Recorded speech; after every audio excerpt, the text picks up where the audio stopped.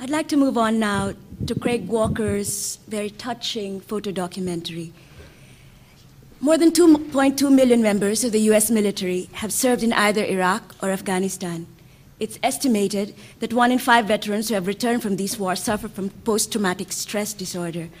They exhibit symptoms like depression, extreme anger, hostility, emotional instability.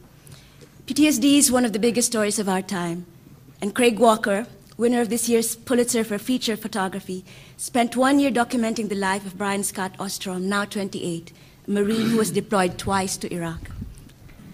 I'd like to invite Craig to show us his pictures from a project he called Welcome Home, The Story of Scott Ostrom, which was published by the Denver Post. Thank you very much. I do want to thank Sig and Sheila and obviously the Pulitzer Board in Columbia and all of you for coming. I'm honored to be here and a little nervous. Can we bring down the lights for the pictures? All right, so we love our jobs. Every day we get to meet new people that do remarkable things. But every now and again we meet somebody that's really special. That person shares an amazing story with us, and then we have this incredible responsibility to do them justice and to tell that story right. In late 2010, my boss and I, Tim Rasmussen, did a lot of talking about what our next story should be. We knew what it was. We knew our troops were coming home. We knew that they'd face many challenges, and we knew many of them would be bringing their challenges home with them. The mental and physical consequences of these wars are going to linger on for decades, not only for our veterans, but for their families and for their communities and for our nation.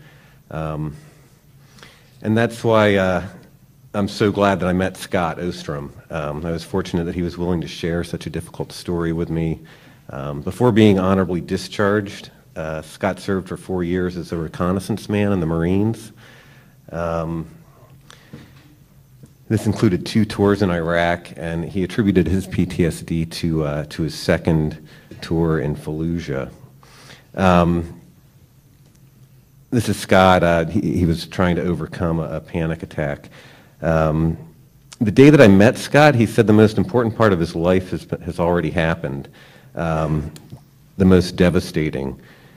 He said, the chance to come home in a box. He said, nothing is ever going to compare to what I've done. And he was only 27 years old, and he basically thought his life was over.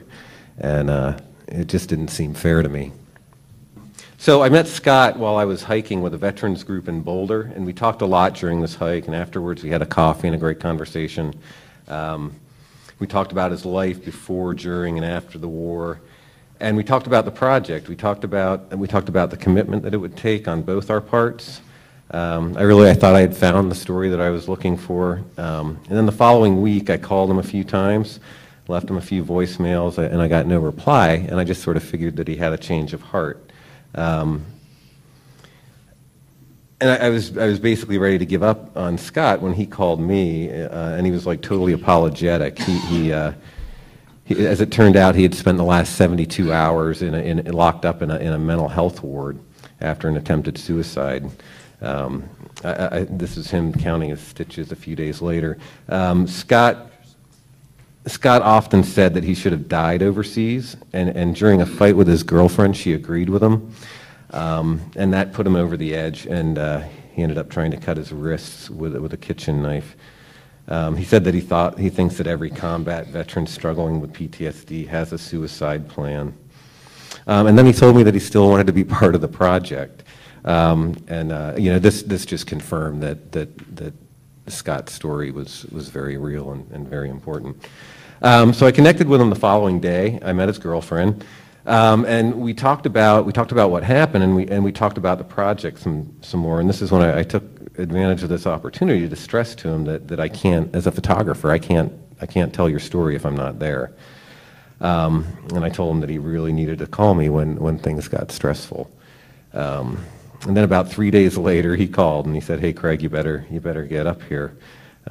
As it turned out, his girlfriend she had moved all her things out of his apartment, and in doing so, she also took his anxiety and his sleep medication. So when I got there, Scott was obviously deep in a panic attack. Anyway, I was just really fortunate that Scott was willing to share these moments with me. I try and be as meek as possible when I'm in these situations, but when Scott was in his panic and in his anxiety, he was just like, he sort of became so focused with tunnel vision that, I really felt like I wasn't there. He said his PTSD means that he has nightmares every night. It means that he's hyper-vigilant. It means he said it means I'm weird about noises in the middle of the night, and I lock my doors. It means I have no fuse, and if I get attacked, I'm going to kill. This is him sort of in a panic attack after punching out his door. He said his PTSD comes from long exposure to combat trauma. He said, I think it comes from the fact that I survived. That wasn't my plan. It's an honor to die for my country, but I made it home. This is Scott after he graduated from boot camp in Parris Island in June of 2003. He signed up because he said he was in a dead-end job. He had just totaled his truck. And he had a crappy job that paid like $10 an hour, and he lived in a dive. He basically thought he was going to end up doing drugs or end up in jail.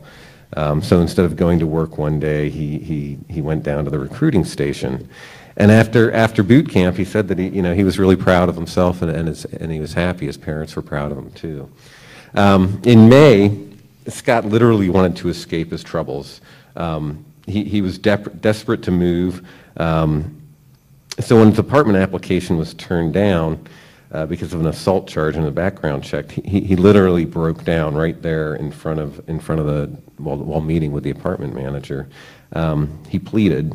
He had his honorable discharge papers, he had his good conduct medal. He said, "I'm not a criminal. You would think this would be worth something. It should be, but it's not." And then the kicker of the situation is that as he got up to leave, the manager apologized and gave him like this half-hearted hug. And he said, "Thank you for your service." And this stuck with Scott the rest of the day. He hated the phrase, "Thank you for your service." Later that day, he was stewing over it, and he said, "Thank you for your service. Thank you for your service. Now go fuck yourself." That's what I hear. And he said, "Welcome home. That's all that should be said. Don't thank me. I'm not protecting you from being attacked. I'm securing your leader's wealth." So that's where our title came from, Welcome Home. So on this particular day, I knew that Scott's girlfriend, he had obviously gotten back with her. I knew his girlfriend was coming over to collect her belongings, and I knew there was going to be some confrontation. But I never really expected this. She came in ready for a fight. She just sort of started yelling at Scott and taking everything. I thought she was going to get her clothes and her art supplies. But as it turned out, she said Scott owed him money and wanted his laptop, and then she started carrying the Tempur-Pedic mattress out. Scott said that they dated for 2 years. He said he needed somebody to affirm the way that he felt about himself. He said, "I felt like if I stayed with that person long enough and received enough punishment, then I have in some way sought redemption for my action overseas." On this morning, I was on my way to see Scott. I was in my car when he called me, and he said I shouldn't bother coming up and that he wasn't going to be doing anything that day. And so I told him that I'd be there in about 30 minutes. Because I knew that what was going on was probably pretty important to the story. Scott's depression, often crippled him for days at a time. He has troubles, he said he has trouble sleeping. When he does sleep, he has nightmares. In this case, he said he feels like a burden to his friends when he unloads his emotions on them, so he often turns to his dog, Jibby. So on this particular day, Scott and I were on his porch watching the storm roll in, and I had made some pictures of the lightning, including this one. And then I just sat down. Scott was in a really deep place, and I just sat down and watched with him, and eventually he just broke the silence and he said, "I'm just feeling guilty about the things that I did. I was a brutal killer and I rejoiced in it. I was bred to be a killer and I did it. Now I'm trying to adapt and feel human again. But to feel human, I feel guilty. I did horrible things to people. That's why I can't eat. I feel guilty. I feel sick." And this just kind of poured out of him. And it was interesting to me because like throughout the time that I had spent with him, he never admitted that he felt guilty. He said he felt guilty about things that he didn't do, but he never said that he felt guilty about the things he did. He was always like, "Hey, it's not my fault. They were in the wrong place," you know, that kind of thing. So that was just a turning point. So on this day, Scott woke to another panic attack. I had spent the night at Scott's because I knew that he wanted to try and enroll in this residential PTSD program at the VA Medical Center. He said that his PTSD was getting the better of him and it was becoming unmanageable. He said, "I don't know what I want. I need somebody to tell me what to do." And he was also really starting to worry about his health. He was losing weight. And he knew that he needed to get help. He said, "You know, I have to, or I'm going to end up on the streets talking to myself." He said, "We're ending the war in Iraq, so 40,000 more troops are coming home. That means a lot of PTSD and a lot of homeless people. I figure I better get the tools I need to live a peaceful and gratifying life." He said, "I'm a good person." So shooting pictures at the VA is always difficult, and when it comes to mental health, it's near impossible, especially in Denver. So when I went to the VA with Scott, I traveled light. I took one camera and one lens. This day was extremely intense. He found out he couldn't just walk in and sign up for the program. But when a doctor saw Scott's condition, he gave him some antipsychotic medication and sent him on his way. He said, "I was terrified. I couldn't control my own thoughts." But two months later, Scott was accepted into the residential program. He said, you know, eventually you get to a point where you just break down. The only other option you have is to put your hand up and ask for help. So ultimately, in hindsight, you know, Scott, I think both of us, but Scott said that he does hope the story will help our society better understand our veterans and better understand post-traumatic stress disorder, and you know, hopefully let other veterans in similar situations realize that they're not alone. So that's Thank you. Thank you, Craig.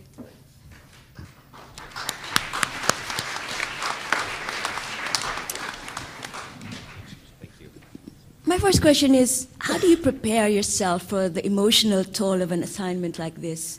Do you read books? Do you consult psychologists? I mean, how do you psych yourself up for something like this? You know, I spent a lot of time, you know, before we started this, I'd spent a lot of time looking at a young man that joined the Army, and that was what led to our conversation about sort of the other end, I guess. And I think, you know, I read a little bit and I talked a little bit, but I think the process of finding Scott was what really got me prepared, was because I was constantly, you know, I was looking for somebody that would share this kind of story with me, and it took a long time. And so I spoke with a lot of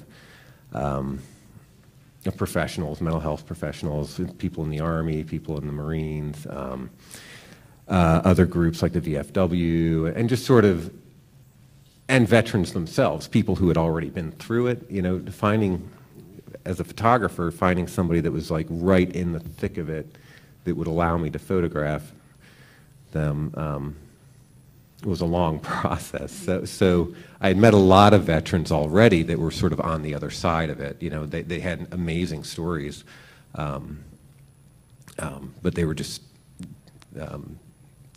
coming out the other side. So I think it was just sort of the process of the search itself which prepared me to. How did you gain, you said you met Scott on a hiking trip. Mm-hmm. How did you get his trust? How did you also make sure he understood the extent of his personal involvement in this story? Well, I think that's, I think it was Scott. I mean, Scott trusted me. I think the most important part about like with a project like this and pictures is making sure that that your subject, Scott, is comfortable with the project. Because I met other people that were sort of in the same situation, but if there was any hesitation, I would just kind of, that you don't want to start with hesitation, so I would just sort of keep looking. And then I think it's just a matter of, being honest and genuine and really explaining what my commitment was to the project. I asked him to have an open door, and then I expressed that I would be there. Like if he called me wherever I was, I would go. So I think it was just sort of a mutual respect and trust that we were. Can you really be a fly in the wall in an assignment like this? Did you ever feel the urge to intervene, like when Scott is in the middle of his panic attack? Didn't you want to go rush over and comfort him? When he was arguing with his girlfriend, did you, I'm sure there were definitely times that I wished that I could help, but that's, I think that would be kind of an injustice to him, because he's willing to share this not just with me, but with he knows that it's going to go in the or online, and it's going to be shared with everyone. And I think that by him taking that, by offering that and taking that leap, for me to try and like correct it, or I don't think that would be fair to him or our readers, obviously. So I think it's just our responsibility not to intervene, and I hold that. Fortunately, he never. I was never in a situation where he like slit his wrist. So, I think that would be different. But the argument with the girlfriend, and his panic. I felt for him for sure. He's a great guy. Yeah. I'd like to invite our audience to ask questions. Just a couple of questions because we're running a little bit behind schedule. Hi, my name is Kate Ferguson. I just wanted to find out, at any time, were you ever afraid of him? It seems like such a bizarre, circumstances at times where it's very unpredictable. Were you ever scared for any reason that he might harm you? I think I was probably more intimidated by his girlfriend in the scene. No, there was one situation where I went camping with him for like 3 days, and it was funny because like it wasn't me, but like a friend of mine was like, "Hey, do you think that's you're going to be all right with this?" They knew what I was doing, and he was getting a lot about Scott, and it's just like, "Are you going to be okay with all that? Is there any chance that something could go wrong?" Which I think is what you're getting at, But it was funny because actually that was when we went camping, that was probably the most at peace that I ever did see Scott. Like he just sort of talked about how being in the wilderness, he felt like he could totally take care of himself, and he didn't feel like that in society. But there was never really a situation where I feared for my own safety or anything. Yes, this side of the room. My name is Shadi Bushra, and so there's a multimedia piece, there's a video piece on the Denver Post website, and I wanted to know how involved you were with that part of it, because it seems as though the photo essay with its captions stands alone pretty strongly. And was that something that you decided you wanted for the project, or was it something that the newspaper decided would be good for the website? And also, I noticed that some of the quotes on the video were some of the ones you said early on in your meeting, Scott. So was he asked to repeat them for the video so it would be up there, or how did that work? No, I did the interviews with it was me and Mahala Gaylord. Like I used the second camera. She was one of our videographers, so I would ask the questions. She asked some questions as well. We just sort of felt that it's nice to give your viewers just take it to another level, since we have that opportunity with multimedia. it's an opportunity to let your viewer actually meet the person and hear their voice and hear them talk about it and tell their personal stories.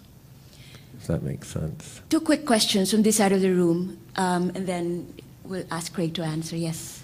Hi, I'm Lindsay Beaver, and I was just wondering, in a story like this, what do you think, or why do you think that photos tell such a great story? Why do you think that, I guess, photos would tell a better story than, say, traditional mediums like print or video? What do you think that you got out of photos more?